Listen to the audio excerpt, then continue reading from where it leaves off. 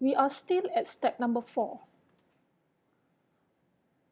Now let's implement other services. Let's implement a method for a class that was designed as get, returns JSON object with specific service name getTeacher.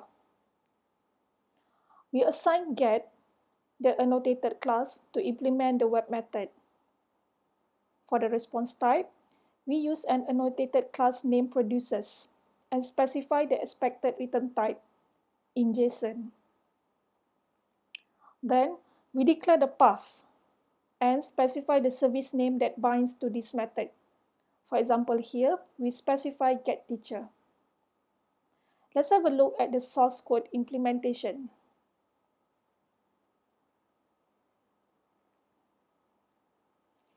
The implementation that binds this method, which is getFixTeacher, to the service path, which is /getTeacher.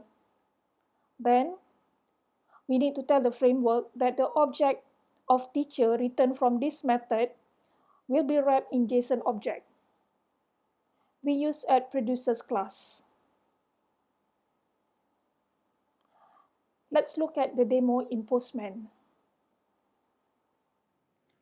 We are going to test our service in Postman, and we can do it in a new tab. So we key in the address here, which is http localhost 8080 / REST provider /services /teacher, and the name of our service is getTeacher. This service should return to us a JSON object. Let's see how does the output looks like. So we press enter and we have specified get here. Aha, it gives us the correct output in JSON format. I think we are good here.